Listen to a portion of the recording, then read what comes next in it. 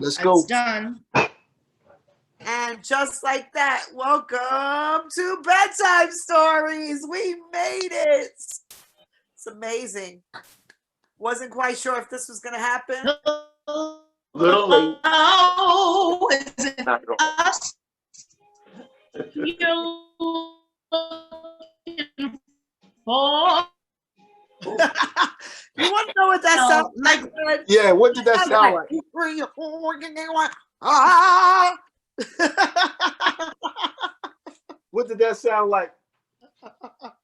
So, for anybody that is watching with us right now, first of all, let us just tell you, it's Cynthia's birthday, and I'm in St. Martin. So we've been having cocktails. We've been having cocktails. So the whole show is going to be sketchy, but we don't know how long this will last and if we'll stay connected or if there will be lags. We just don't know, people. We just don't know, but we're here for it. All of it. We are here. We are here. Wonderful guests. Welcome. Our wonderful guests are here too. I am super excited because every time Welcome to talking, Bedtime Stories. See, I can't. We can't talk at the same time because it cuts you off every time when we talk at the same time. Red, you're like Bedtime Stories. Well, the speaker view doesn't even show on my end for me. I don't see myself light up. So. Oh no! Wow. But I see you light up though. Yeah, I see you. And I see my man Tay lighting up, and I'm lighting up when I'm talking. Yeah, I see it. Everything's working out for you, Romain. People, this is Romain's first time on the Zoom, and everything is working out really smoothly for him. Meanwhile, the rest of us that have done this many times are like, what is going on? And let's see now. If you don't know, my name is Red, and I'm Sin Rose. Let me give you that wave. This is Bedtime Stories. This is Bedtime Stories. We have some special guests with us this evening. Let's see. DJ, producer, good guy all around, Romain. Hey. Yeah. Oh shit.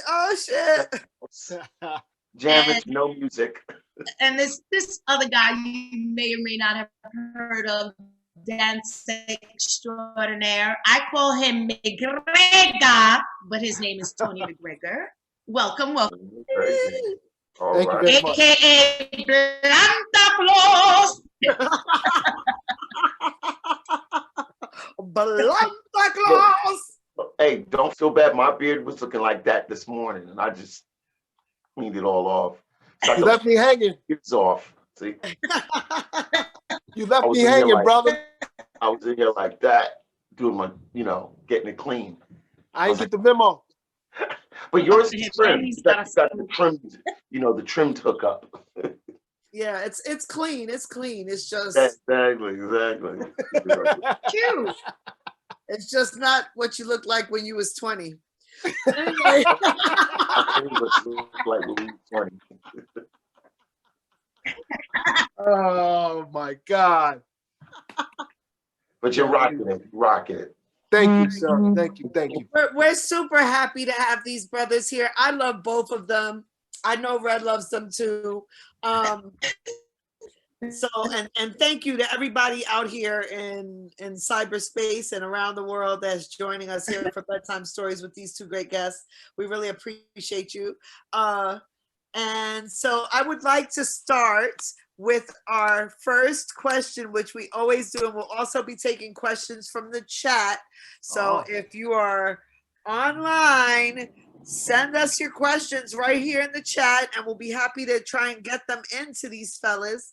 Our first question to you both is, who the hell is you?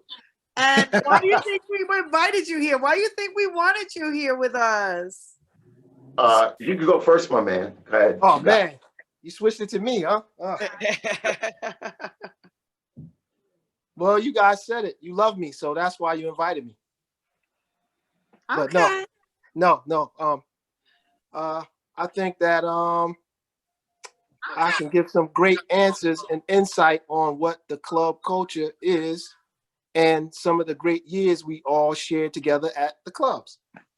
So I think that's why I was invited. Good answer. Good answer. I like that answer. Okay, but who is you though? Who am I? I am one of the members from Dance Fusion Mop Top Family NYC crew, Tony McGregor. What? All right. Okay. Yes. He gets down. He gets down. Yeah. Just a little bit. Down. Just a little bit. You might have seen him getting down one time Yes. or another. The floor pulling out the baby powder, right? Right. Yes. A lot of baby powder. Yes. Oh, So, I guess.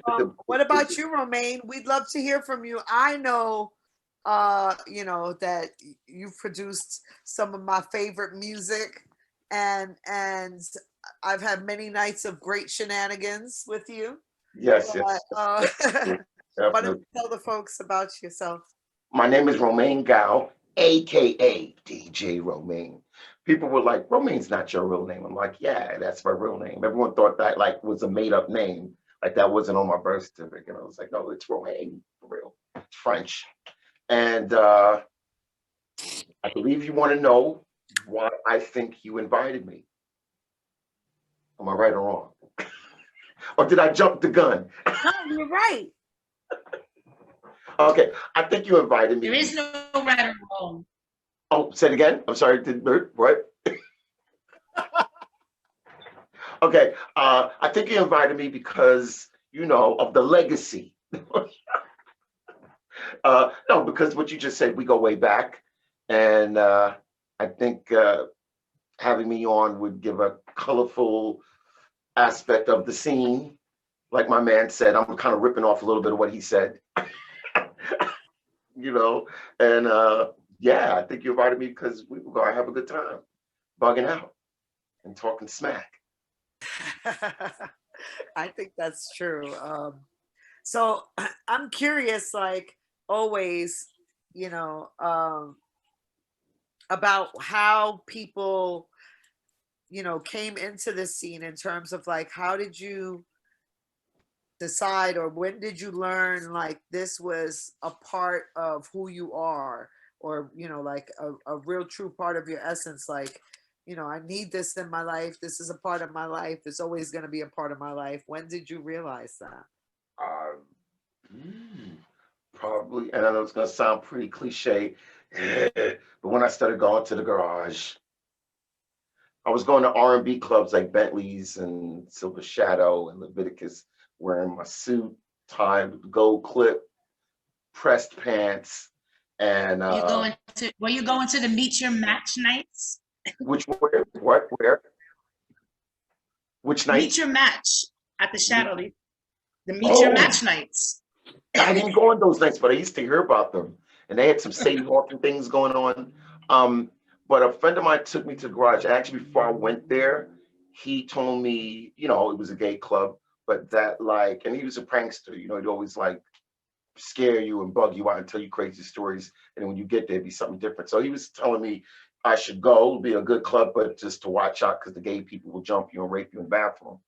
I was like, well, I don't think I'm going to that club. And you went anyway. Well, no, he took me there, and I didn't know that's where we were going. Like, he took me there, and then he was like, guess where we at? And I was like, where? He was like, the garage. And I was like, oh, shoot, where they rape you? And then he left me. He just broke out and left me. I was, where am I? I don't know this place. I was so scared. And somebody gave me a tab and went like this. It had a little Snoopy Snoopy from Peanuts. And I just went like that. I did the same thing. I didn't know it was a tab of acid. Oh shoot. Yeah, and it disappeared in my mouth, and I tasted that aspirin taste. I was like, "What was that?" And then about 20 minutes later, oh my God, I was tripping. And mind you, when I went He was there, like, find a cure. I was like, and, I went with a suit and tie because I was still, in Bentley's mode. I didn't know about dressing loose, Right. So everyone's Your dressed. friend should have told you about that. No, I didn't know. Like I said, I didn't know where I was going. I didn't know anything about. I just knew people were wearing surgical uniforms. I was like, "What's with this surgical?" Like everyone looked like they worked in the hospital. I didn't know that was the style to wear, so you can dance in that. You know Oh, what I mean? greens, like the green outfit, right? Yes. Green. But it was just like, why is everyone wearing surgical uniforms? What's going on? And then by the time my friend got back to me about 2 hours, I know why, because they were gonna find a cure. Going like this. I had it wrapped around my head, shirt off, shoes off. Yeah, that was my inauguration. And then I was just like, I can't go back. I can't go back to Bentley's world. I can't go to R&B because you know what? Going to those clubs for a guy, you trying to, talk to the girls, and you always got shot down, and you had your crew of friends that would see you get shot down. You got the urge to go and say, "Hey, you want to dance with me?" And they'd be like, "No, not with you." And you're like, and be like to you, to the guy, it's like in slow motion. It's like, "No, with you," and you're like, and so you got humiliated all the time. So once I went to the garage, it was like, actually that same night, two girls sang with me. I didn't know who they were. Just, and I was like an Oreo in the middle. I was just like, I'm never going back to Bentley's ever. So yeah, to answer your question, that was after I started going to the garage, I was like, yeah, that's it. This is where I should be going. The music, then trying to find the records, and you couldn't find it because Larry was playing unreleased stuff. So, but yeah, that was my introduction. So what about your journey as like a DJ and producer? When did you start DJing?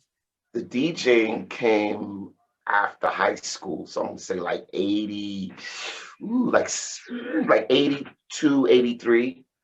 And the thing is, 82, 83, I was playing at strip bars. That was my first professional, like getting paid to spin.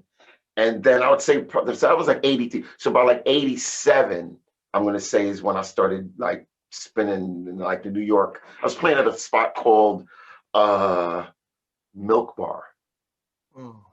Milk, this is like 87. And this is the first I was like, I can play like what I want, because the spots I played before, you had to play a playlist. Like you couldn't play what you wanted, or they'd kick you out. They'd be like, play what we want, or we're not gonna hire you. So I was like, okay. But when I played at this place, I can play what I wanted. And then from there, went to Nell's, and I think Nell's was that was my jump off. That was my like, okay, I'm playing proper clubs in New York City. That was like 90, 89, 89, 90. And then so I went from that. Oh, and then I'm skipping one other club, Save the Robots, which was the after hours spot. I was playing there from 87 to 94 when they shut it down, when Giuliani became mayor, and he just went after all the after hours. And that was the first club to get shut down. I was like, damn. I mean, they came in there hard, like, no more after hours. That's it. So then I played at Limelight, then Palladium, then USA. I don't know how we got into I want to do my resume now. That's okay. I like it. It gives people reference, because the thing is that even though we know you, what I found is that so many people that join us, they're like, yo, thanks for doing this, because it helps us get to know some of those people that maybe they've seen, maybe they haven't seen, but it helps them get to know a little bit of history, and it's important for us to share this kind of stuff. I agree. Yeah. And then there are those people that Save the Robots, and I was at Save the Robots. So where Me were too. you going? What were your famous years? Shit. I'm thinking maybe you might have been there the same time. I just didn't know No, you. I definitely went to all those clubs that you mentioned. Okay. I didn't make it to the garage, but Me my neither. real like era of starting going out for me was more around like the time of like the original Sound Factory and Nels and the Tunnel and Mars and like Mars, yeah. you know, all those parties and stuff like that when I was like in high school. So what year was that? Like late? Would you say late 80s? I would say that was like late 80s is when I started going out regularly in clubs. Right. Yeah. So What what about about you, Tone? I'm sorry. Oh no, I was gonna ask Redness, when did she start Oh yeah, well, Red. hitting the clubs? A couple of years later, like 91 maybe. Okay, all right. You're Yeah. good. All right. But I was at Mars. Yeah. I was at Mars and yeah, and on. Right. Oh, okay. So that was and for you, when were you going out, Brother Tay? I was in 87, 88. I was going to Zanzibar Sensations, and then I started to Late 80s. Oh, okay. go over to the Tunnel, Sound Factory, Red Zone, Okay. Wild Pitch, Baseline, Save the Robots, Choice, Choice. Nels, like Spodiotes. Never went there, but about it. Yeah, I never got a chance to go to the garage. You know, later on it was the Shelter. Every now and again, 667. That was like later on, like in the 2000s. But Okay. you know, what You guys else? go to a spot like on Houston. It was more like they used to rent it out and throw parties. You had to go up these steps. It was like on Broadway. I think it was like Right. 680 something, 6 something Broadway. They had like House Nation. Do you guys remember House Nation? Wasn't that House Nation? Yes. Yeah, I was gonna What's his name? say, Big wasn't fat that guy House passed away. Spanish guy. Hector. He talking about Hector. Hector? Yeah. Talking about Hector. I just posted a picture on Marjorie's birthday with me, Marjorie, and Hector in it. No Yep. way. Oh, I did. On Marjorie's birthday, I posted a picture with me, Hector, and Marge, and a few other friends. And I don't even remember where that picture was taken, but Wow. I got that picture from Oh, Luce. you posted it? Luce always comes to me with like these old school photos of me, and I'm like, oh shit, you had Post that? it. Right. Post. And shout out to Luce. Luce is listening. Yeah, Luce. Big Yeah. ups. Who, I- which Luce? Luce Key. Loose. There's only one loose. There's only one Luce. Just moved to Cali. Louis. Yeah, he's in San Francisco. He's in San Francisco. Yeah. Because I remember he was gonna I spoke to him just before he moved because he had to stay somewhere because he was catching his flight the next 3 days to go to San Francisco. So we had a nice little chat before he broke out. Yeah. So Yeah. yeah. That's So awesome. he's on. He's Big up online to that right now. brother. Tell him I said what's up. He's listening to us. He's listening. You can Oh, tell him oh. yourself. You can tell him yourself. He's listening to you. Loose. We're live. We are actually live, and Tony McGregor, I have a question for you. Let's go. Can you hear me? Yes, I can hear you. Okay. When you started going out to those places you named, did you know you could dance? At that time, a lot of people did definitely tell me I was the shit. So yeah, the shit. So I kind of had an ego along with, that animosity chip on my shoulder. I wanted to prove myself and show the New Yorkers that I could dance. Because everywhere you went back then, if you got down, everybody said, "Are you from Brooklyn?" Brooklyn in the house. I didn't know. "Are you from Brooklyn?" I was like, from Jersey." "Really? You dance like you're from Brooklyn?" So It's like it doesn't fail. Every week, I would say some Shelter comes up and Jersey comes up. It's What's up, Jersey? What's up? Well, I'm in Jersey now. I'm a Jersey. What's up, at the Jersey? moment. I'm 2 years in Jersey, so that's what's up. Are you? Where in You're Jersey? not from Jersey. It's I'm not the Belleville. same. Okay. Yeah. But you were from Brooklyn, though, weren't you? I'm Brooklyn. I'm Right. original Brooklyn. See? Oh, let's not get it DK twisted. Willis. Born in Brooklyn Hospital. Oh yeah, Brooklyn all the way. You know, it's weird. It's like all the houses that live in Brooklyn do eventually make it to Jersey. I don't know why it goes like that, but most of my DJ It's friends. cheaper. It's cheaper. It's cheaper. No comment. Because the But rent they is comment. do it cheaper. later, like What's later. up, Jersey? What part of you, Jersey? You? I'm from Newark, originally. Okay, all right. How far are you from the Penn Station? So Newark Penn. about 20 minutes. Okay, 20 minutes driving. Yeah. Yeah. See, I'm about 12, 15 minutes. Okay. Yeah, that's cool. Yeah, I'm a little bit. How you like it, brother? Yeah, Look. I do like it a lot. I'll be going on my late night walks, and nobody's on the street. Like I know, no. different. You know, I'm a late night person. That's from the whole club scene. That's still my hours. When everyone out here is asleep, I'm up at 3 a.m, walking around. I'm with you. Whatever. I'm with you. I'm with you. Same here. Both of them be walking around with the theme to Thriller going. What? But the thing is, they play house music out here a lot. Just the other day, We know. That's why Jersey matters. I mean, I make jokes, but no, you don't overlook Jersey. No, Jersey's an essential part of this, for real. I Absolutely. But I live in a kind of predominantly Latin neighborhood. It's mostly Latin, like people from Ecuador, just it's Latin. So they bring their system up, but if you walk a few blocks up, you hear Latin music. You walk a few blocks up, and you hear house music. Just I passed by somebody's house, they were rocking, and I just stood there. I didn't want to look like a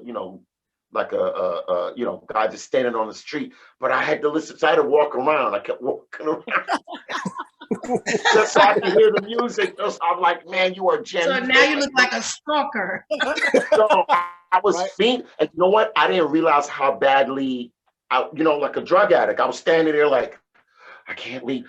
Every time a car would come by, I'd have to walk like I'm walking around. So I don't look like a stalker or someone just standing at the corner. I'm like, no, I'm not standing. And every once in a while, I'll break into some moves. I'd be like, oh, shit.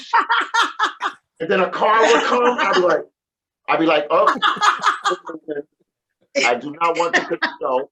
But I mean, it's great to hear house music in the neighborhood. I don't see in Brooklyn. You don't hear that. You're gonna hear either reggae, hip hop, or soca. Right. You're not gonna hear any house music here. During the pandemic, the house music scene has taken over Brooklyn. Yeah, every block they have the party. Brooklyn is house music central right now. I'm right near the corner. I'm there at a stoplight, and every time a car stops, they're jamming something house in their car. I have to put, my what you call it? Shazam. When you look to find the jams. Shazam. Like they be jamming, and like I forget the name of the record. I'm like, what is this? Hold on, and I'm picking it up right from their car because they're right there. And I'm like, everyone out here rocks house music. I feel like this is where you're supposed to be. I feel like the call that would be made by that, like somebody who's watching you and they're like something shady's going on. They're like, there's a black man listening to my music, and I think he's recording it. Like, send help. Dude, I was gonna go introduce myself. Like, look, hey, I'm a neighbor. I live 4 blocks up. I DJ. I thought I was telling my name. And they would have been like, "Oh shit, Romain, yo, we got one of the jams right here," and they would have threw it on, and I would have made friends with my neighbors. You know what I'm saying? Because house music brings me. I was wearing a Louis T-shirt, and a neighbor up the block just was like, "Yo, man, you into house music?" I was like, "How do you know?" He goes, "You got a Louis T-shirt on." And then all of a sudden, he started Bruce Martinez and this and that. I'm like, oh, I was like, where you live? He's like 5 houses down. I was just like, get out of here, right on my same block. So that wouldn't happen in Brooklyn. That's like a not would happen in Brooklyn situation. So yeah, I like Jersey. Yeah, I like Jersey. Well, they got a lot of park jams out here now. Right now, they having park jams everywhere. They sure do. Every major park is a house jam. Really? Well, I missed it three of them last year. I was invited to a few. What's this guy's name? Barry B. Do you know Barry B? No. Do any of you guys know Barry B? He lives out here in Jersey. Used to DJ a lot Yeah, I do. back in the day. It's very deep. I first moved here, he kind of like, was like showing me around. Like, this is where Juice Martinez jams. This is where this party's at. This person lives here. And I was just like, okay. Like, he was getting me like kind of acclimated with the whole Jersey scene and, telling me where everyone was at. So, Well, we need to find him again. exactly. Find that brother. Find that Speaking brother. of find, I want to know, back in the days, what was your method of finding the party? Oh, shoot. Well, for me, go ahead. You go. Go ahead. You got it. One of the things we did was just network with the crew. I would see familiar faces and I would ask, where are you going tomorrow? What's happening tomorrow? And that's kind of like beep you, code 99. No. that's kind of what we did until we got a set routine, and then every week it was just the same old thing, unless it was a new spot that was opening up. But it was old faithful. Basically, we would network with each other and we would just say, yo, you hanging here tonight? All right, I'll see you there. And that's how we met up. Right. Okay. What Nice. about you, Romain? Well, I always hung out with older people, I 3 or 4 years older. So when I was about 15, 16, I had a friend of mine named Patrick. He was like 20. He was like 19 going on 20. And he would get me and another friend of mine, Joshua, into all the clubs. Like, I wasn't old enough to get in, but he would just get us in. And what happened is every time we go to the club, I would go straight to the DJ booth. Like, everyone else trying to pick up girls and whatever, and I would just hit the DJ booth. So when we had to leave, it was like, well, where's Rose? It's like, he's by the DJ booth. So I kept hanging by the DJ booth and watching brothers spin. And I was just like, yeah, man, I need to do that. Because in the neighborhoods, you didn't really hear anyone mixing. Everyone was just kind of dropping the track in. You know what I mean? Like block party style. You hear this tune, and then it'd be like, bah, oh, what? But when I started going to the city, that's the first time I was hearing like mixing. You know what I'm saying? So I was like, I need to learn how to do this blending records thing. And then, of course, listening to brothers like Tony Humphries and Timmy Redford. We used to call Timmy he used to mix. We call it the long ride home, because he would hold 2 records for the longest. So I tried to do what he was doing and try to hold the records as long as I Sometimes can. more than 2. yes. And sometimes more than 2. Quiet as kept. Sometimes there will be more than 2 records. Exactly. And he would. I just gotta say on that, I say again. Go ahead. Go ahead, Romain. No. I was saying I would hear his mixes before going out to the club. You would hear it, and then you go out, and you hear the same jams, you come back home. And my whole thing is I would record these mixes before going out. So I was always recording the mixes and then coming back home and then trying to do the exact same mixes that Timmy was doing, and do the same mixes that really it was learning the mixes from Timmy and getting the jams that Tony was playing. So it was like the combination of both of them as far as like technique. Because I was like, anyone in my neighborhood that could mix. You know what I mean? They were more into cutting up. Everyone was a DJ, but they were into cutting up. They weren't for one, they weren't into dance music. They were more into the early hip hop that you were hearing in the Bronx, like Spoonie G and then Funky 4+1 More. You know what I mean? Jams like G, baby. For me, but during that time, that's when I was going to the garage. You know what I'm saying? We're like, when all my friends were going to the hip hop parties at like Harlem World, going to the Bronx mostly, and I'd hear about my friends getting beat up and getting jumped, getting chained, because they were raw in the Bronx in the 80s. I mean, you know what I mean? But when they were doing that, I was going garage mode. You know what I mean? Actually, one time I went to Harlem World. I forgot who was jamming, and as soon as I got there, man, beef. As soon as I get to the door, someone snatched my ticket.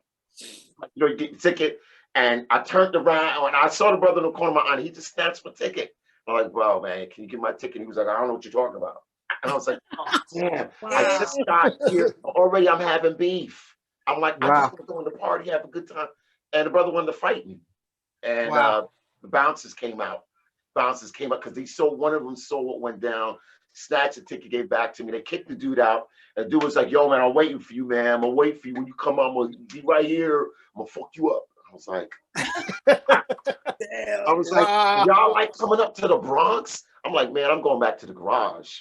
Right. It's Nobody's trying to, jump you and snatch your chain at the garage. You know what I mean? So that was it for me. I was like, yeah. Sound like you had a Latin Quarters moment.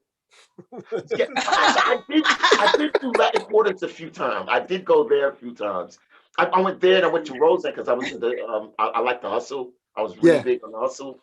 Yeah, I was going and I felt to get my skills, you had to hustle with the Puerto Ricans. I mean, you had to go because they were on that like bop, bop, bop, bop, bop, throwing the girl in the air, doing a split, coming up and catching the girl. I was like, I want to do what they doing. Because the Brooklyn hustle was real slow and like this and very, because brothers were cool wearing their hats.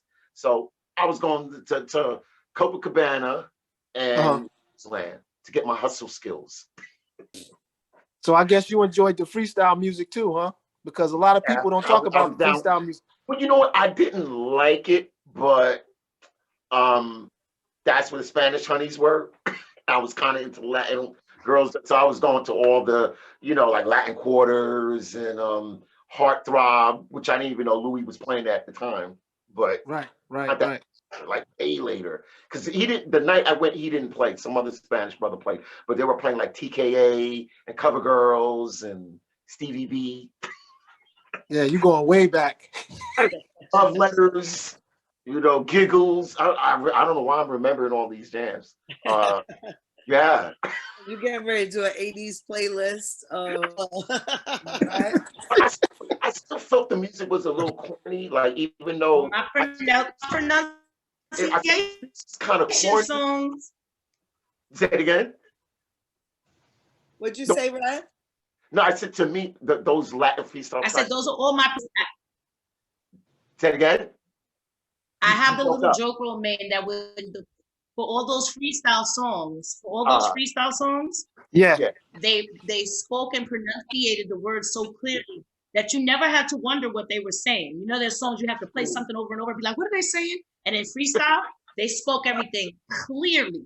You left me. I'm so mad. And now I don't know what to do. And you never had to wonder what they were saying. It was pronounced. And it was now always listen, I've got some questions and comments. Oh. Earl Reed wants to know from all of you, including you, Cynthia, do you guys remember Galaxy 21? Galaxy 21? I don't. I remember it, but I never went there. Okay. But I remember it as one of the clubs people were talking about. Okay. And it's not to say that I haven't even been there, because in reality, there's so much that I've forgotten in my life. Yeah. Especially because of like shenanigans and tabs and shit. But right. Batty punch and shit. But birthdays. Right. Yeah. I didn't even mention the world when I was making my little rant earlier.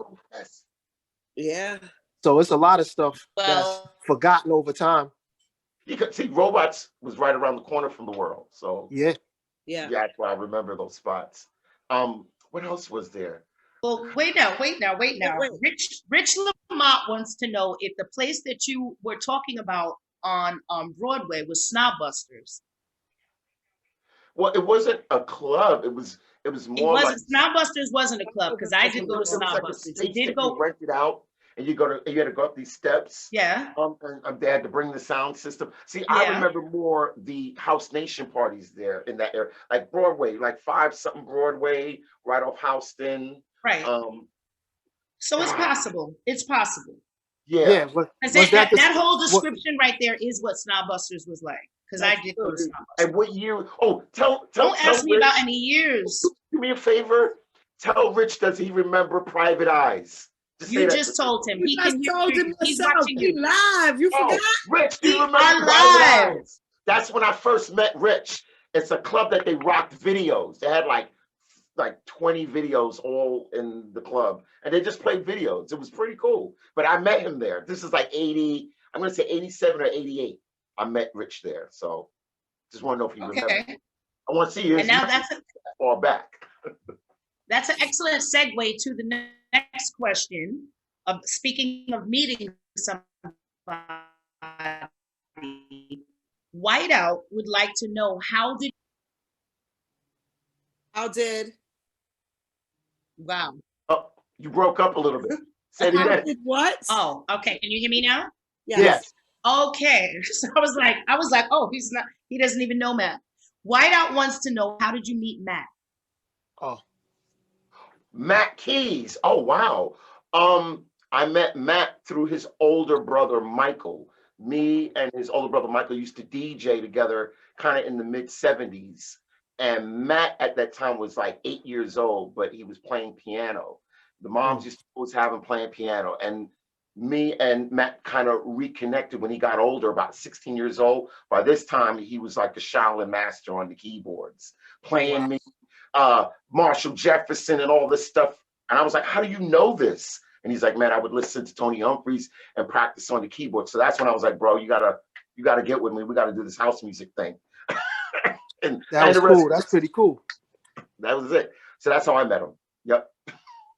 I'm curious about you, Tone. How did you meet the whole Mop Top crew, and how did that, like, who was the first person or whatever? Like, you know, they all have that story. I met Marge first. I met Ray first. I met. Oh, so you know Ray and all. Okay, cool. Yes. I met the first one I met out of everybody was Say Cool. Say Cool. Yeah, we ran into each other and we were kind of like going at it in the clubs in Jersey, in the circles, and then after that, I saw Voodoo and Marge and Kaheem, and I would watch them get down because at that time I did a little house, but at that time they were on a whole nother level. I was just caught up, like, I gotta watch this. And I just introduced myself. And once I introduced myself, Marge was basically like the link. She was just like, yo, we're gonna hang at this spot. You guys more than welcome to link up with us. We're gonna be there. And then me and my boy, who's no longer with us, he was the one that introduced me to the house club environment to begin with, because I was strictly hip hop. Wow. And okay. when he was like, yo, man, you gotta come check this stuff out, brother. This is a whole nother level. You think you the man in the hip hop. He was like, you need to come to this. And I was like, all right, I want to check it out. And when I went, I was just stuck. I was like, oh shit, they're rocking in here. And after that, you know, the rest is history. You know, 50, I'm 50 now. So since like 17, 18, like. Wow. So let me ask you something. You were coming to Nell's because Little Ray, that's how I knew Ray. They used to come to Nell's, him, Marjorie, John the Dance Man. Wow, a few other names I can't remember. They would come to Nell's early, and I would come and try out my new tunes with them. Yeah, I would be there. This is maybe like every week. This is, I'm going to say this is 89, 90, 91, 92, 93. So if you were there any one of those years, I am sure you were partying when I was spinning. I was playing Monday nights, by the way. So they had open mic upstairs. Singers used to come by, Barbara Tucker. Yeah, I used to go with Barbara on Mondays. A couple of times Prince came through for no reason. He was come through and jam and break out. And people downstairs be like, he was here? No, because I'm downstairs jamming, so they didn't even know. Sometimes he'd come downstairs and hang. But because you mentioned all those names, I'm just wondering if you were there while I was spinning. I was there. Like I was there. Barbara used to get us on the list. She used to call and get us on the list for clubs, and we used to go together. So I would come to Brooklyn and meet her, and then we would either get on the train or either we would ride a cab or get a ride into Manhattan, and then that's how we would go to the clubs. Wow. Okay. So yeah. So speaking of the hip hop scene, Tony, Be Polite wanted to know, can you tell us about working with LL Cool J? It was a whole bunch of laughs Um, honestly, he was a cool, down to earth brother, and it was actually great working out with him and actually going to a lot of the industry parties, seeing and running into him. He would always ask me, how's everything? How'd you make out? Do the ladies love you because you were in the video? He would always ask shit like that. So it was like, it Do was the dope. ladies love you even though you ain't Cool J? Right? Ladies love LL. The ladies love Cool T. Yeah, so it was fun. It was fun back then, man. I mean, I love living like that. Being able to go places and be recognized, and people salute you for your accomplishments back then. It was great, great time. So how did you get connected with him in the first place? I would run into Mop Top, because at that time I wasn't considered Mop Top. I would run into those guys all the time, and the person and guys that I was with were Hi Hat, Nadine, like Donovan Henry, and through Donovan is how I actually met those guys, because we would have our little crew over here, and then Mop Top and those guys would be over there. Ejo, Brian Green, those guys would be like with us also, and we would just, it's a few other young ladies that were around too. We had our little crew and they had their crew, and we would just run into each other. Scoob, Scrap, all of those guys would be over in the vicinity, IOU or Peekaboo and some of the other guys. It was just like everybody that we're kind of like around now. They're still, they were like a big part of me actually interacting and meeting everyone else. And it seemed like over the years we all just got closer, because back then everybody was trying to be the dopest. Wow. Real quick, did you know a brother named Shannon? Another dancer? Which Shannon? Because we got two Shannon. Right? He went to we got Japan to teach we for a got the little while. Selbys, Shannon And we got the Selby, which ways? and we got the which way. So which Shannon you talking about? Wow, because I just knew him as Shannon.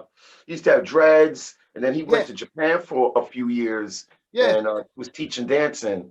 Yeah, and I ran that's my into him brother. a few. Which way? No, he talking about Sean. he talking about Shaness. He's talking about Shaness if you went to Japan. Dark skin? Yeah. Dark skin. Yeah, that's I know him as Shannon. Yeah, Yeah. Shannon Selby. His name is Selby, so we call him Shaness. Ah, see, I never knew that. See, you just schooled me. I did not know that. No, I've known him for years, but I never knew. I just knew him as that name, So Yeah, okay. he used to be at Empire Skating Ring, him and his brothers. Yes, yeah. Shaness. Okay, just want to make sure we in the same. Hey, Romain, if you go back to bedtime, Romain, go back to bedtime stories. I think it's episode 2 or 3, and you will see Shaness. Actually, everyone can go back to bedtime stories on our YouTube channel, Sin Rose and Redness's bedtime stories. Ha! Catch that plug. Nice plug. I like that segue plug. You just like, Exactly. Yeah. Well, I would like to tell the people that are listening that if you are posting questions for me to ask, I may or may not get them because the Wi-Fi is sketchy, but we're here. We're trying to answer all questions. All questions. Doesn't matter. Storm. We answering questions. All right, because I got some questions, but they totally not related to the club. No, I'm just kidding. Give it up. Give it up. Give it up. Romain over here like, what's your address? Oh, God. Oh, man. What's your question? Ask it. Ask it, huh? Why not? I'm sorry. Romain, Patrick Wilson wants you to know that you're a dope DJ. Tell him, Patrick. Brother. Big ups to you. Where the CDs at? Where the CDs at? Where the CDs? Damn. Everybody's USB So- stick down right now. Yeah, everybody's got a stick now, you know. Right. So I have a question. How are you brothers feeling about the transition that's taken place within your careers, given this change of environment that we've been forced to have in terms of us not being able to go out, travel, things like that? How are you feeling about like what you've had to do in order to like transition into where you currently are, and what do you think that you're going to do next in terms of like moving forward?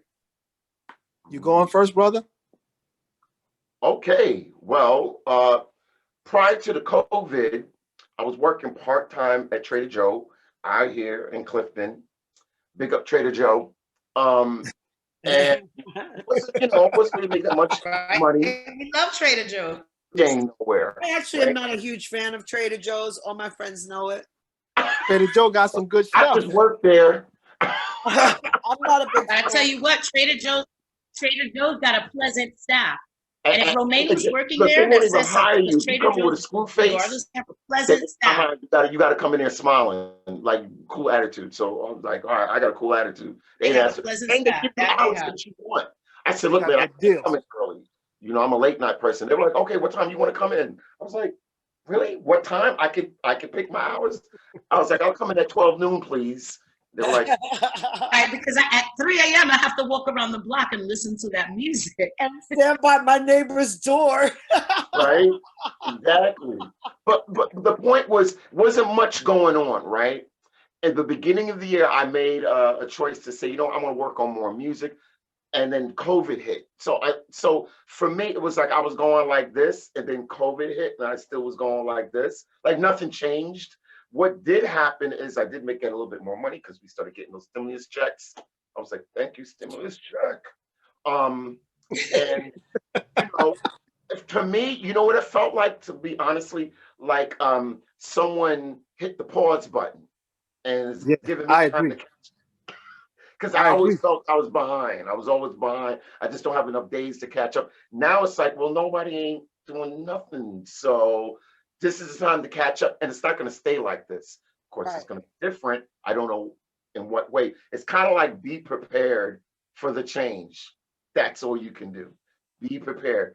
Don't like not do anything. Go in harder in whatever it is that you like doing. So for me, it's doing tracks. I love doing tracks. So now I do it kind of like double time, and it takes up all my time. So I don't even have time to worry about, Corona. And not to say I don't worry about it, but I'm having too much fun doing music to let that mess my day up. And then I'm consoling other people that don't have anything to take their minds off of it. So I try to like, look, man, get into something, go camping, do something. Don't just stay home and bug out, because you're going to bug yourself out. And I think I was able to give a little bit of advice to people that it looked like they were going in that depression mode. And I'm like, nah, man, this is not the time to go depression mode. This is the time to get it on. Like, Right. let's get it working. Because Black people, we gonna be all right. We're gonna be all right. Because we've been through a lot of ill things, and we've always been good in the end. This is intense, but I have a really positive feeling that, we're gonna go. It's kind of like when you got a stomach ache and you drink some Pepto-Bismol, and then it gets the stomach going, and then you throw up. We're in throw up mode. We're throwing up. So, and what happens after you throw up? You feel better. Better. Oh my God. So right? You feel better. We're gonna feel better after this. That's my take. I don't know how anybody else is taking it, but it works for me. And I think I've always had a positive vibe on life, anywho. So I'm definitely you give me lemons, I'm definitely making some lemonade with some rum. Tequila for me. I'm spicing up some lemonade, so we can have fun. But that's my take. So what about you, my brother? How are you looking at it? Artist. I was doing something I was like a boulder coming down a mountain, man. It was like an avalanche for me. It was so much work. I wasn't hardly home. every time you talk to me, I was on the road somewhere. Yeah. And I Okay. honestly started to feel inside and physically, I was tired. I was like, yo, I'm tired. I'm tired. My body, certain parts of my body started hurting and I couldn't understand why. And I Right. just wanted a break. I just said, I want a couple of months off. Right. And I got my wish. And then you was like, damn, son, And now you're nowhere. And now you're Santa Claus. now I feel like I'm on punishment. Like I can't. And now you're Santa Claus. So I mean, so what do you do to get your mind? I mean, what do you do? Is there any regimen? I also train martial arts too. So Oh, word. Okay. when I couldn't dance the way I wanted to, I just started to teach classes with the martial arts because we can have some people in the class. A lot of people are requesting me to do it via Zoom. I haven't really gravitated to that yet because I like energy, and this is no energy when you do it You on need that physical contact. yeah. I need that. I need to be able to hear the music blasting, and I need to be able to kind of correct you and get you laughing and joking. And I feel like that's something that's missing. The connection is missing when you just do it over the internet. And I haven't adapted to it yet. But at some point, you know, my brothers are like, yo, man, you got to do this. I think I'm going to have to because I don't know. Like you said, it's a reset button coming, but we don't know when. Right. You want to be ready, though. Yeah, exactly. I want to be ready and I want to stay ahead of the curve, you know? Thank you. That's what I'm talking about. You just said exactly the way I'm thinking it. Staying ahead of the damn curve. Woo. Well, I would like to say something. Tony, if you did do it, keep in mind that there's so much, things have calmed down now, especially now that the election has happened. But because the numbers seem to be rising again with this whole COVID thing, people have nervous energy. And if you do it through Zoom, even though people are at home, you would probably help them to get out some of that nervous energy in a physical way. So keep that in mind. You would be a help to people, you know? Yes. Thank you very much for that too. Because sometimes I need to be reminded of that and not be selfish. Right now, I feel like I'm kind of being selfish. Well, I mean, look what we're doing right now. You can laugh and have fun and have energy on Zoom. It can happen. It can happen. True. And the same thing could happen in your class. It's just that because we're used to a certain thing, we fall into like, this is the only way that this could work, right? Right. But I found that like some of these Zoom parties have been really special and rewarding. I've had some great old times and gotten way drunk like I was in the club in my own house by myself in my house doing shots with Red. Doing like, oh my God. Wow. That's what, because we're safe at home. Good for you guys. Like, I ain't got to drive nowhere. I could just go lay down in the bed and I'm good. Good for you guys. Wow. No, I'm happy y'all got some sort of outlet because I think that's what it is. You got to have some type of outlet. Yes, something has to supplement the other. You know what I mean? You know, just like you said, something has to be in there to have a release. You know, so yeah. Well, no matter what any of us do, the music isn't going to go away, and that's basically, you know, part of what that is. Like the music isn't going anywhere. No. So we can still share the vibe and still share the beats wherever we are, even because one of those fun things is that when we do it now, you can have other people in other parts of the world who are with you, and they can, you know, share in what you're doing when they could not have done that before. So it's a different thing. It's different, and you know, it may not be exactly what we want, but it's an adaptation. Yeah. Well, one thing I started doing is camping. I went camping twice. Upstate New York. I went to the Adirondacks and then I went to Massachusetts. And we went on this land that this guy owns. And while we were up there, like the guy, he rents it out like Airbnb. And you could come up there and there was some white college kids that was not far from where I was at. And they brought their little boombox and they brought their liquor and their coolers and they jammed out, which gave me a little idea. I was like, next summer, it'd be kind of cool for people to jam out in the wilderness, like I've- upstate. Yeah. I've already Yeah. Cool. Cool. Because and it don't have to be a lot of people. You still already practice got some yourself just the plans, same. Romain. I'm telling you, it's coming. Look, It's it'll be coming. like a small, I don't know, Burning Man type I'm telling you, rock. it's coming. It's coming. You know what I'm saying? Like Spring summer, so it's coming. so doing this year, it really opened me up. I was like, man, partying outside like that in the wilderness and these people that have all this land, like this guy, he had bought this land like 10 years ago. And all of a sudden during COVID, he said he's making all this money because people are trying to get out. And so they've been renting his space. So now he's like, man, I'm gonna blow it out. I'm gonna make these other spaces over here where people for next summer could come out. And if they want to come and do their little jams or whatever, he's not trying to do no big, Yeah. what do you call them? Like festival. Festival. If you come, I don't know, 30 people deep. Yeah. Yeah. That's plenty. All they care is that you leave it clean when Right. you leave, that you leave it the way it was when you got there. So I'm thinking that might be the move. I mean, I don't know. Because we don't know what's going to happen as far as parties. Remember when 9/11, we went through the same thing. All the big clubs shut down and it went small, right? Like little spots were the thing now. Like APT and Yeah. all big clubs shut down. So I think it's just that this is worldwide as opposed to just New York. You know what I mean? We went almost 3 years before we got back, before the scene, and it wasn't the same. It wasn't the same prior to 9/11. So it's going to be the same with this, a little heavier because it's worldwide as opposed to when it's just New York. So we're going to get out of it. It's just that we got to think about how we're going to jam because nobody knows. And you guys are the like promoting girls. Like you guys are the, you always hook up the parties. So I don't, and then if like Rashid was down, and then we could do these, and then they could do their thing and have the mushrooms and the herbage, and we'll be in the outdoors getting nice and partying.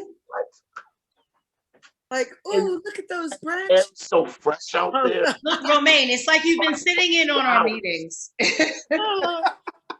Okay. What? I do have a What? We're not going to say, but it sounds like you've been sitting in on our meetings. Listen. Just know, great minds think alike. Just remember that. It's true. Just know that. I told you it's coming. Wow, I'm so glad you guys are open to that Coming. vibe. Because I only discovered this like a month ago. I just It's started going coming. camp. It's been in the works. Trust me, it's coming. Okay. so I'm not bugging then, right? No, you're not bugging. Like, what if Hey, they're way ahead like, of you, fit brother. in a bus? How many people can you fit in a bus? Like 20 or They're what?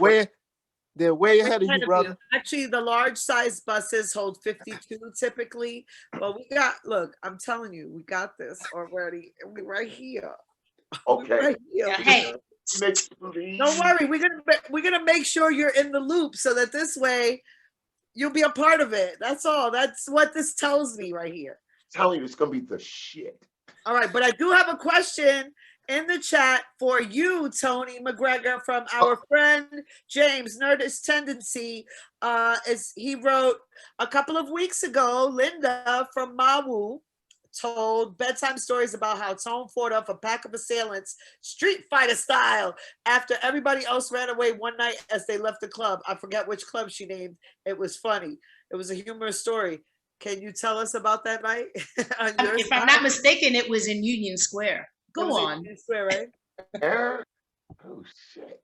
Do you remember? No, because it was so many.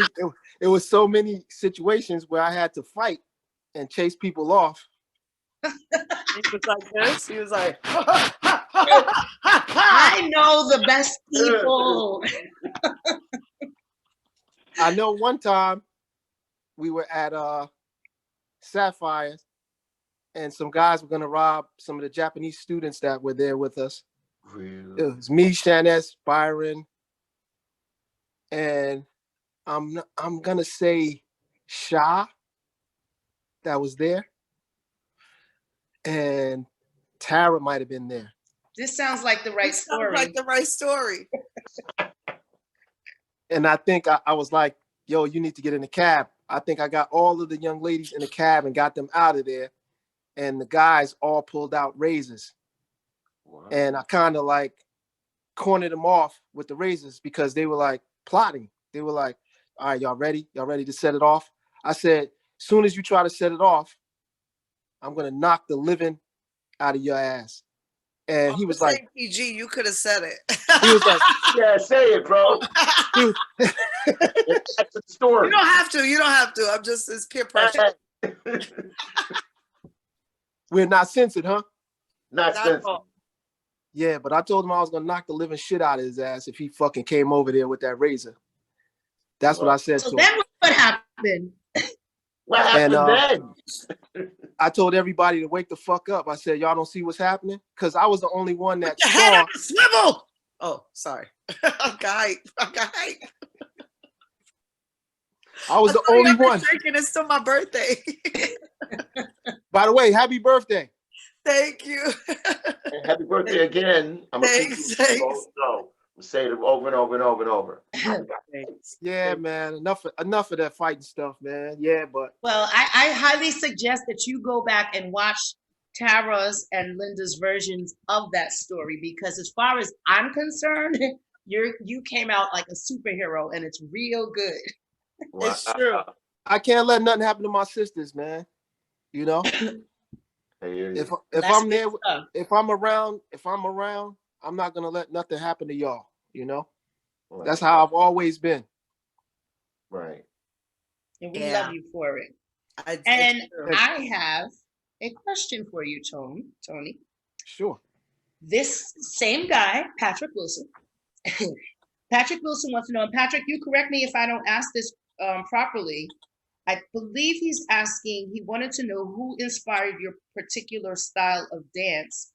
And he said he used to come out to New York on the regular and see all the dancers, from your era, and that, he appreciated all of that, but he was curious to know who might have inspired your style.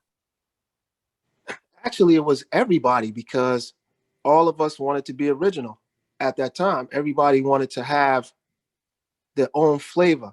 We realized that in order for you to be special, all you had to do was just be you, and not to really copy or at the time bite from someone else. So I got inspired by everybody because we all shared the same sequence of movements, but our personalities molded those movements into who we were.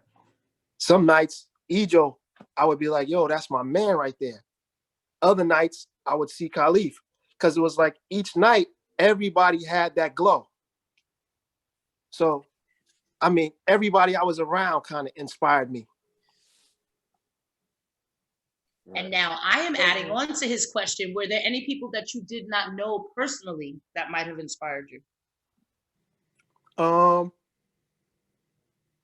Plenty of them. Every club I went to, it was somebody. Even the guy that might have took something that we did that looked awkward, I would take it and still try to finesse it into who I was. And how about outside of the club? Yeah, we would run into people all the time that would say, yeah, I was in the tunnel back then, and then they would do things. And even up to before we had this COVID in-house nonsense, I saw people that would do things from back then, and I would get inspired because I remember doing those movements, but because we've moved so far ahead, I've lost touch with those old things.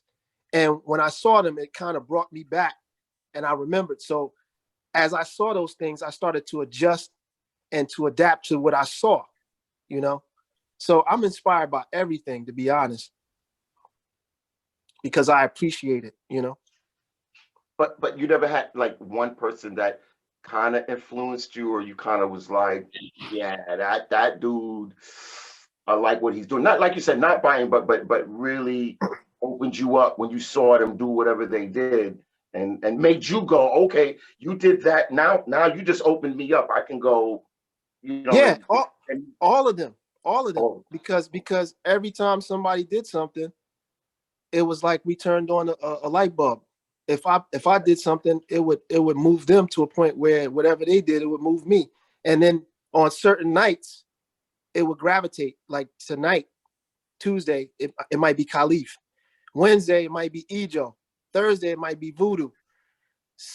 Friday it might be Marge, Saturday it might be Marge. Then again, I might see someone else and say, I don't even know this guy, but I would be inspired just by what they did and how they did it. So it was, it's a combination of everything around me, surroundings. Even when I would watch the old Nicholas Brothers, Fred Astaire stuff, and I would just watch all of that stuff. Gene Kelly, I would watch those guys and get inspired, just trying to, mold it into who I was and what I was capable of doing myself. Right. I think I remember seeing you get inspired by that old dude that used to come to Sapphire Lounge with the tap shoes. Wait. Yeah.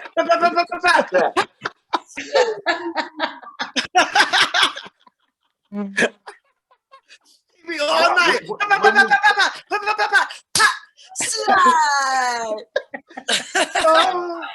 Oh man, I think he inspired all of us. We know the best people. Right. I think that actually is something that's interesting about the clubs, because we've been going for so long. There's always like somebody in the club scene that is just a little bit different, but you live for them because you be like, Yes. yes, they're working it out. Yes. They're not doing anything like what anybody else is doing. They're in their own shit. Yes. But I'm loving them because they're in their own shit. Yeah. Right? Yes. So Yes. that tap dance guy was one of them. Romain, can you think of somebody that you have seen in the clubs that maybe was a little bit different, but that helped you say, like, this is why I love the club scene, because I have this unique person around? Wow. I think you know this brother. Lights, he passed away.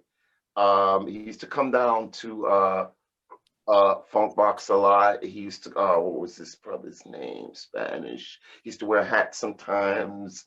Jesus? Say the name? Are you talking about Jesus?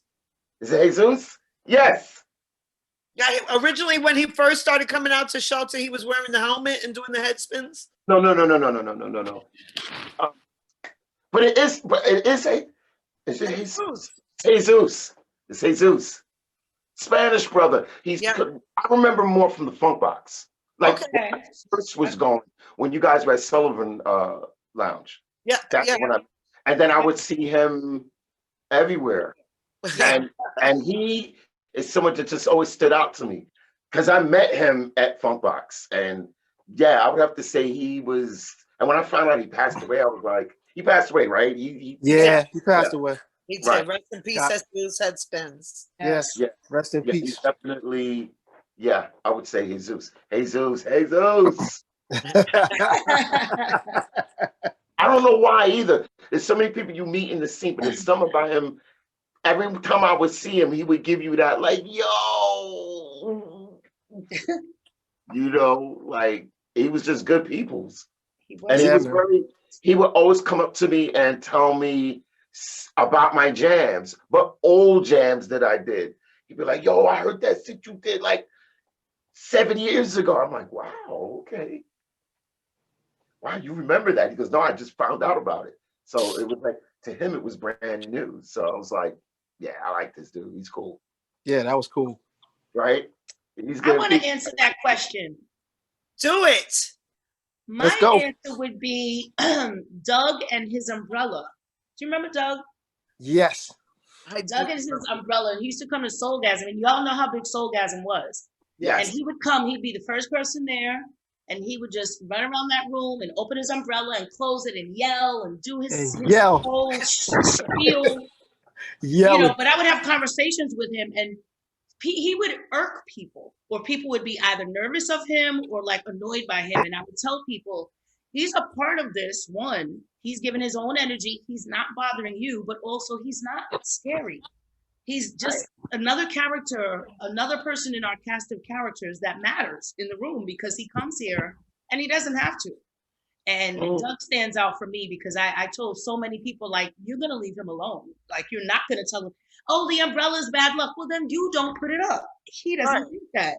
You don't He's believe not going to poke you in the eye. alone. Right. Yeah, but you know what, Red? I miss people with that type of personality coming in the club, because that was where we came from. Yep. Yep. I think that the younger generation, they really don't understand that, and they really aren't connected with that.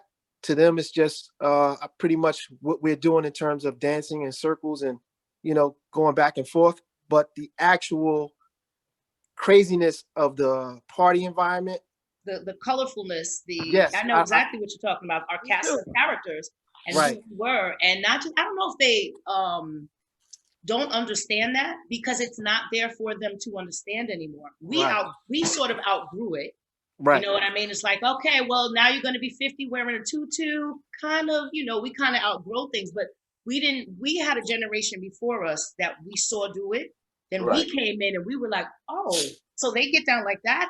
I can get down like that. I got a hat. I got crazy boots. I got whatever. And I want to wear them. I want to showcase my stuff. I want to be who I am. I want to, wear my clothes backwards, whatever we did. And then that kind of slowed down as we grew older. But this next generation that comes after us, they have a whole different experience. And I don't know. I think that comes they from. missed it, man. They missed something really, really They good. missed something. yeah, they missed it. They missed something special, but I think it really has to do more with not us so much outgrowing it, but more so the integration that used to happen in our parties doesn't happen so much anymore. Yeah. Our parties used to be integrated with everyone.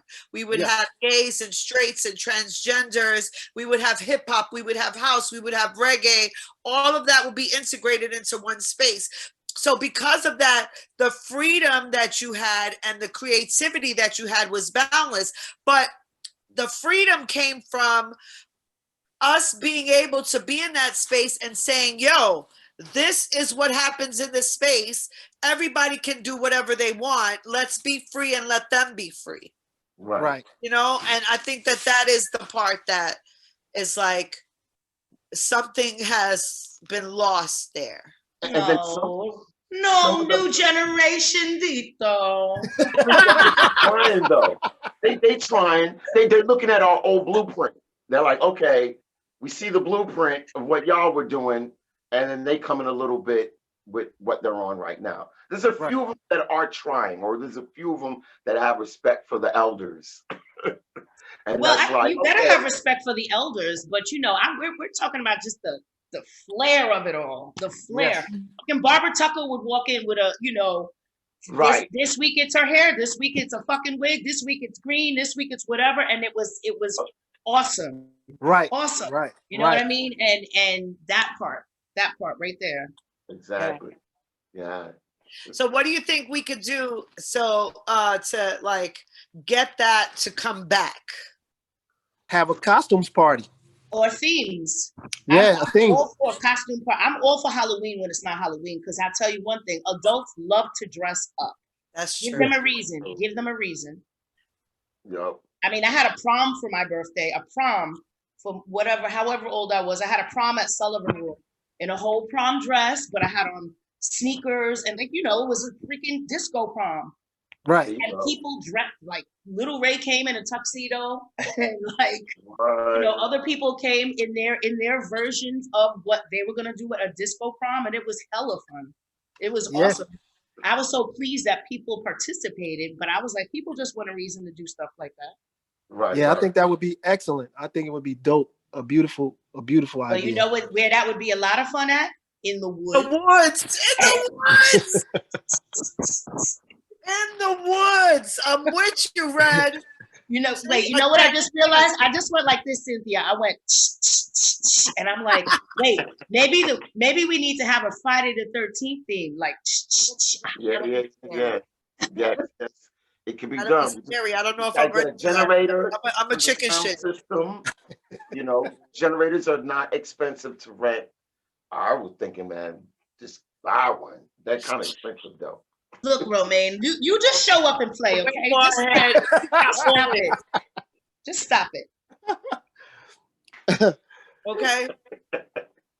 I'm excited. We got this. Because I know it's gonna go down. I know it. I can feel it in my fingers. You just figure out how you're gonna get there. Right. Oh, I have no problem. I'll get out there. That's not the problem. See, the great thing is, I live in Jersey now, so leaving here from Jersey to go upstate is like really quick than coming in from Brooklyn. It's like pop pop. So anywhere that's 2 hours away, I'm good. So I want to know, Romain, of the records that you have released, which there are many, Yeah. what is the one record that you put out that you were like, I love this record, but I don't think it's going to do so well, or maybe people won't be into it, and then they responded like crazy? Philly Groove, definitely, hands down, because that wasn't supposed to jump off. I remember when I did it, it was like it was a fun track. It was just like, yeah, let's just put it out, and the thing took off like in a way we just didn't understand. I mean, it's still the jam right now. Defected just re-released it.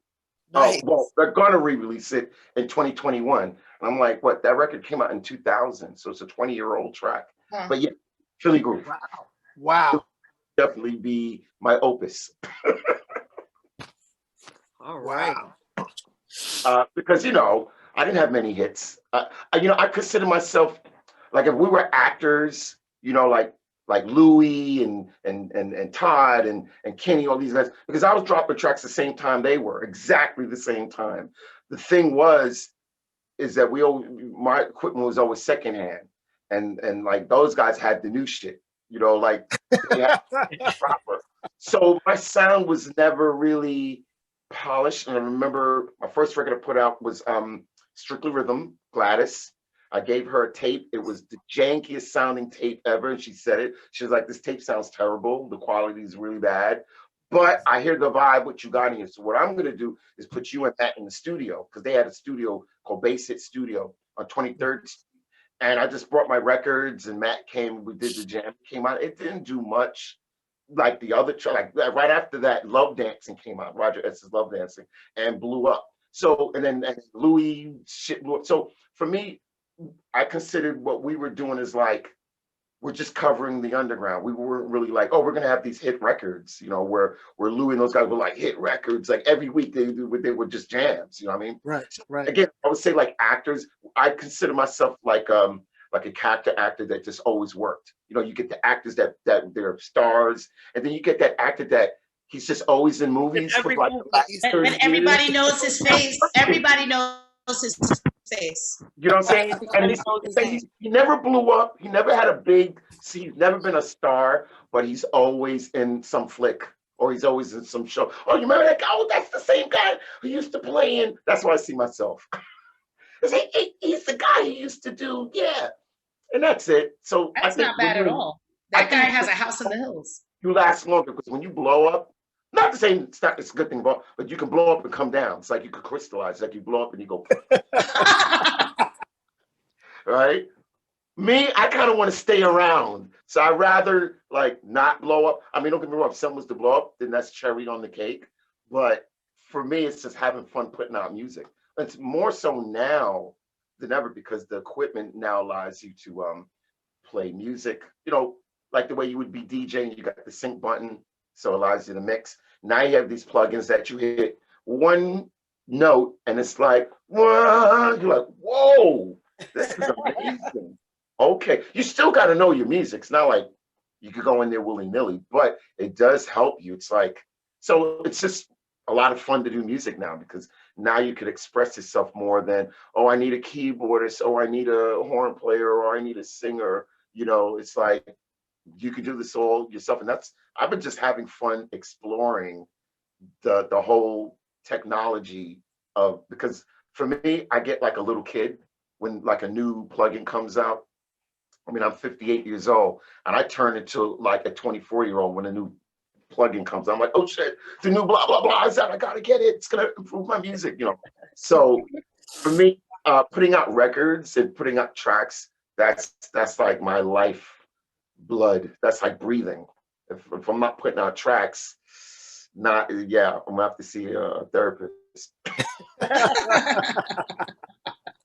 You got some more music coming out now?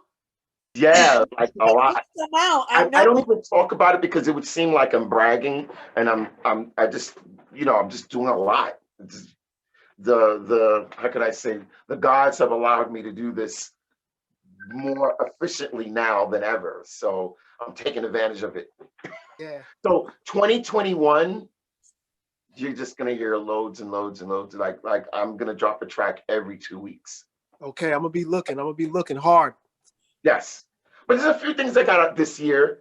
I just released a track with John Cutler called Heavy Duty, which hit #1 on Track Source. I saw that. Nice. Congratulations. And then I have a remix coming out on Gladys Pizarro's label, Launch, a girl named Miriam Love. I did a remix, and that's coming out I think next week. And then I have another track by these young brothers out in Halifax, Canada. Brother named G Roy.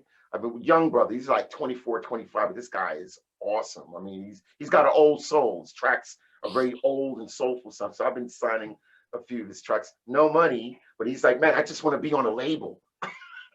And he's been following the stuff I've been putting out. And, you know, he's like, I think the things I'm doing fits your label. And some of it did, and some of it didn't. But when it does, I'm like, yeah, I'll take that. So, and I want to put out some young producers, like young dudes who you know, who got that spirit, that old school, soulful, you know, and even if they're doing a bit of tech, you know, Yeah.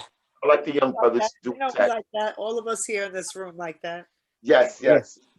So I'm trying to put out the feelers to like young dudes, you know, in other countries, you know, out in Switzerland, trying to get with these guys, the young brothers out there.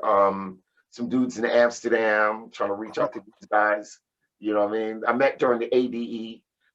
So yeah, I'm just making underground moves. I like it. Yes. Yeah. I'm gonna be looking for it. Me too. Yeah, man. Definitely. Yeah. Are you working on any music, or do you do any? Nah, I need to. Everybody keeps telling me, since I have a good taste in picking tracks out there. They're like, you need to start working on tracks, or you need to learn how to DJ. They constantly ride me about that. I don't know what's taking me so long. I do know what's taking me so long. I just love to dance too damn much. That's all. I don't have time to do nothing else. Dancers You make out here being a superhero, you know. well, let me tell you, dancers make the best producers, DJs. If you dance and you produce, you know what's up, because you're gonna do your tracks based on your dancing ability.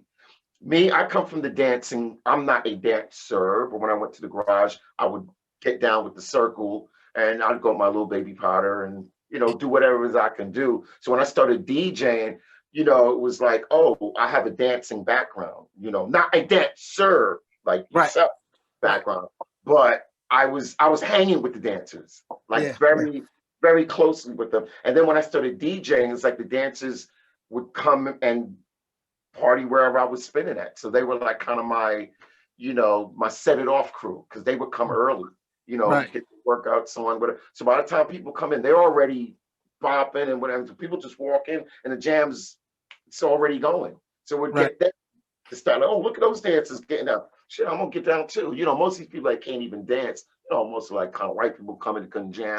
And also they would watch the dancers and think they can get down. Like right? They'd watch Right. and go, yeah, I could do that. I could do Right. that. Just to make them feel that they can do it. I thought that's deep what you dancers do. To make someone who can't dance think they can dance. Amazing. Shady nights. That's deep. That's hilarious. You know, I think that it's there's something special about having dancers in the room early too, because I know that like just from doing parties, there's always that time where the floor is empty, Right. because the first person has to get on the floor. And there's been oftentimes like as a host that I'll just be like, let me jump in the middle of the floor and start moving around, because once I do that, then other people will Other then say, people- okay, I can get on the floor now. Break the Nobody's ice. gonna be that first one, right? Yes. So Yes. having the dancers there early to do that and set it off sets the whole tone of the party. And for me, like when I played at Funk Box, the last time I played, I played early. So, you know what, there's like 10 people, and it's those dancers that are there. And I'm like, I can jam what the F I want for them. You know, before the main crowd comes in, you know what I mean? Like you could just do you and and just watch them. You know, it's like you could test all your jams out on them. It's like, you like that? You like, and that's, let me tell you, that's how I knew how to do drum programming.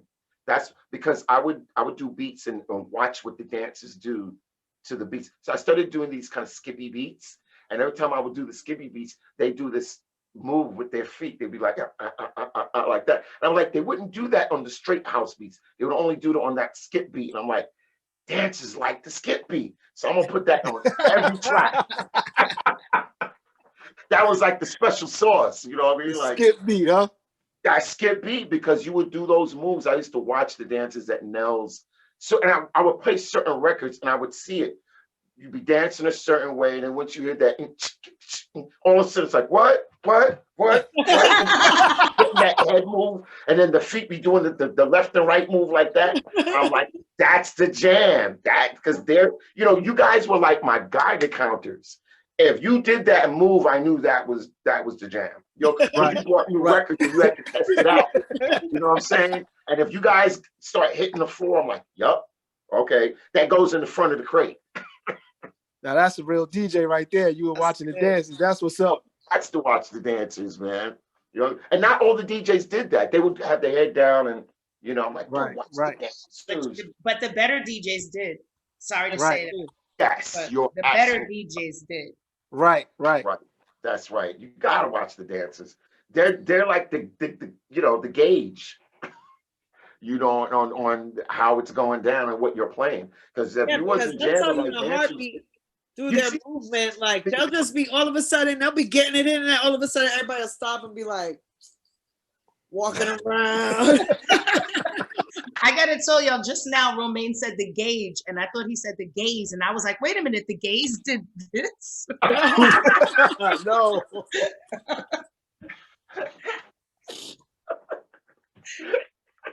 right? A few of them. I don't know. I'm sure. I have a question for you, Tony, in the chat from Letheria asking, do you teach your students dance floor etiquette? I remember a particular dancer posting the commandments on the dance floor. I want to say that was Ejo. That was Ejo. That sounds like Ejo. Because Ejo did put like a House 101 out or whatever, but is that something that you teach students in your classes from time to time, a dance floor etiquette? Of course, because everybody should have and understand that you control your own space, and everybody's entitled to space. It's not all about you. It's, you know, everybody's there, so everybody has to share. So of course. Tell Letheria I said, of course. You just told her. This is live. This is live. We still live. Well, I hate to be the one to say this, but it's getting late. It is. But I got one thing first. Can I Well, go we first? started late. Remember, we started Yeah, late. well, we know. Not because of me. No, Not but just you. what I, Not because of me.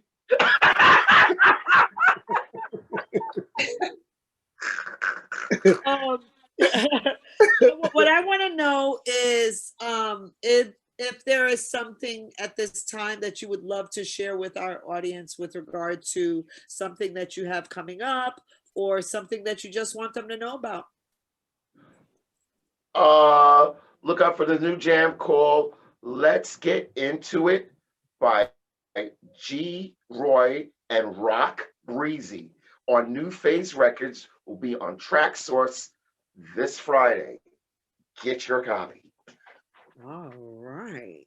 And we got new tutorials coming out on the Mop Top channel on YouTube. So I want you guys to, if you can, please check that out. And also check out Rob Tones, where you'll be seeing content as well with videos being displayed. Just support the channel. And as far as anything else is coming up, I'm just gonna rest, chill, wait for this thing to blow over and start all over again. And also let this grow out a little more because your season is coming. Yes. Blanta Claus.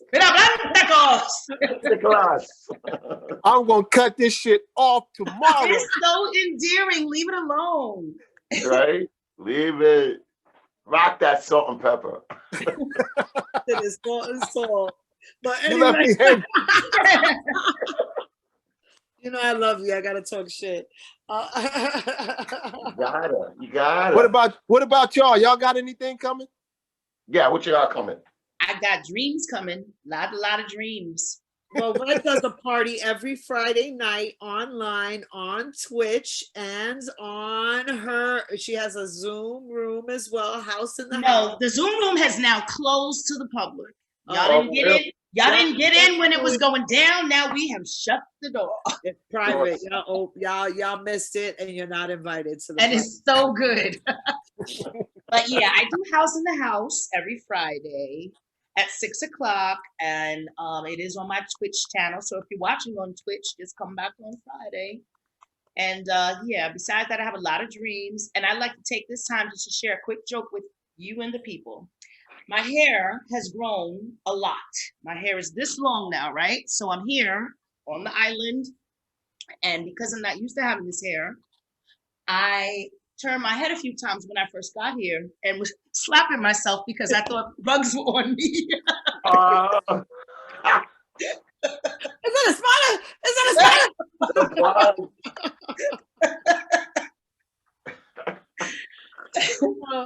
And what about you, Sin Rose, whose birthday it is? It's still my birthday. It's still a birthday.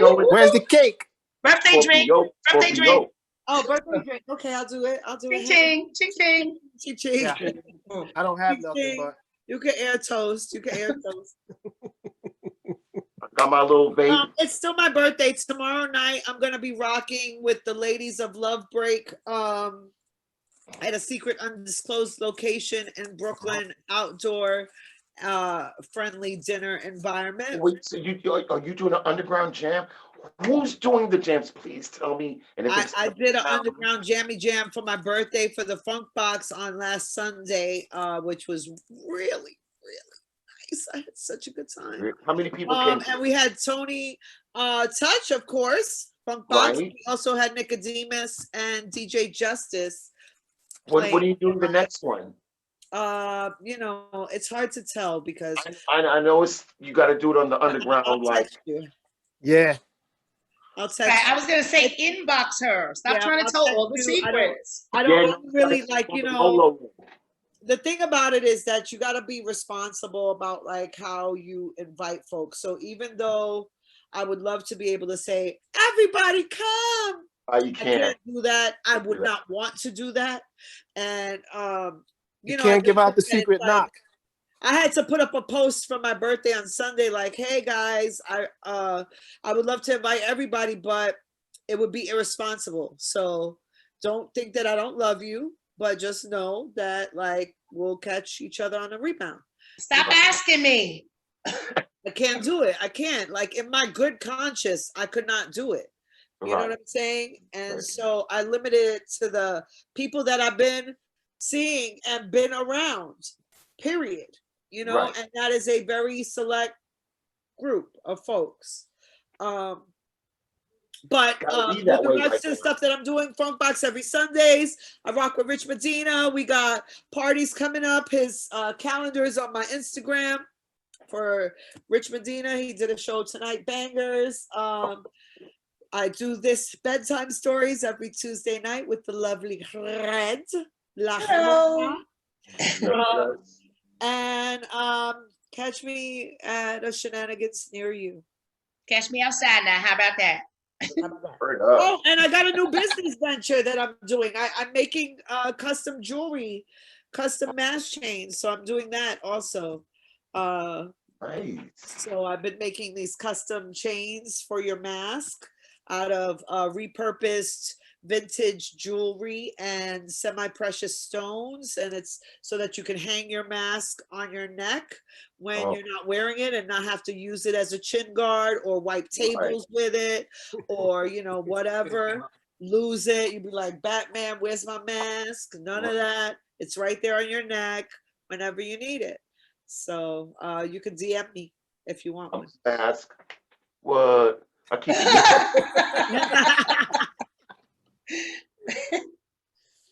All right. Oh, Thank you boy. to everybody in the chat that's saying happy birthday to me too. And thank you to everybody that's Happy joining birthday. in. Yeah, happy birthday again. And And thanks thank to you to all everybody. the people that hung out with us and stayed Thanks with for us inviting till me. the Thanks for late inviting me. times. Yes. Thanks Romain for and Tony, joining thank us. you. This was fun. Lots This of was laughs. super Back. And Hello? Hello? There you go. fun. Phone rung, but I'm like, I'm not answering. So and I guess on that note, her name is Sin Rose, and her name is. I'm Red, and this has been the Bedtime Stories. And big super shout out to Romain and Tony McGregor for joining us tonight. We really appreciate you, brothers. Thank you so much for being here. Thank you. thank And you. on Enjoy. that note, people, it's bedtime. So we need that produced, Romain, okay? I keep telling all the producers that come on here, somebody gonna bite on this motherfucker. Right? Somebody needs to produce this shit. Hit, I'll be hit. Hold background up. like One of my latest jams, I'm just gonna play a little bit of it. I know he's able. I know he's able. He's able. He's able. Okay. I wanted to go. I don't. Bedtime. Bedtime. That's you know, do you know Bedtime.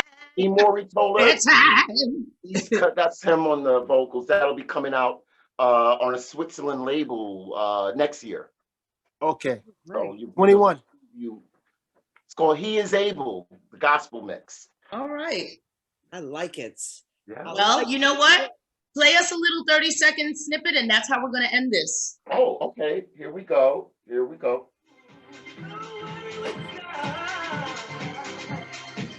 Good night, ladies and gentlemen.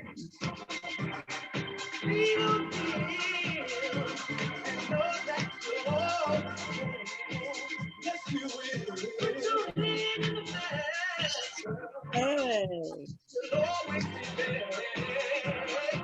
And good night, folks. Bye.